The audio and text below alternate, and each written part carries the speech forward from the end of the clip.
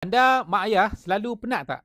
Kerja kan, pergi kerja, balik kerja mungkin jam lagi kan dengan masalah kerja, serabut dalam kepala, masalah duit lagi, mungkin ada masalah yang mungkin jelah dunia ni memang banyak masalah kan. So jadi bila macam tu kita jadi penat tau, balik kerja penat. Balik kerja penat, ujung minggu sepatutnya kita boleh spend masa dengan family, quality time tapi instead kita rehat dekat rumah sebab badan ni lesu dia tak hilang. Itulah saya dulu kan semasa saya dalam industri oil and gas. Jadi kalau anda nak tahu apa yang saya buat untuk atasi masalah badan selalu lesu, letih kan, saya nak minta anda untuk klik follow, klik subscribe, komen saya dah follow. Kalau you tengok dekat TikTok kan, boleh manfaatkan semua butang-butang belah kanan you. Boleh like, boleh repost, boleh komen. Okay. Dan jom dengar cerita saya. So bila benda tu berlaku, penat tau. Bila penat ni kita banyak guna tubuh tapi kita tak bagi something yang tubuh kita boleh guna untuk ada tenaga yang panjang. So ada beberapa benda lah yang saya gunakan. Yang pertama pertama sekali kita kena aware yang kita kena jaga kesihatan kita.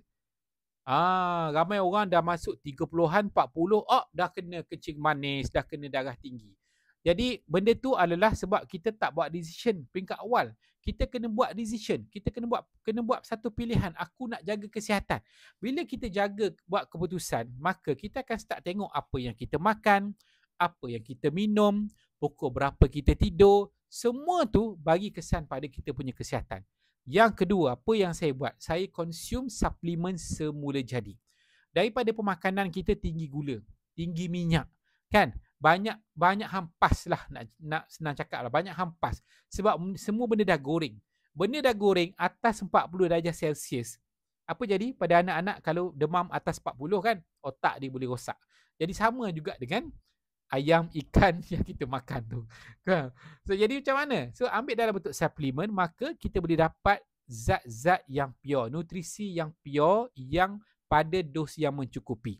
Tapi kena pilih lah suplemen yang memang selamat lah kan. Dia banyak grade suplemen kan.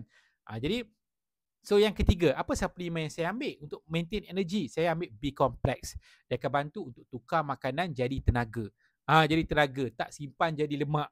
Yang kedua, saya amalkan protein shake. Protein shake ni memang yang the first invented protein daripada tumbuhan dalam dunia 1961 dan teknologi tu dibangunkan, dimodernkan sampailah sekarang.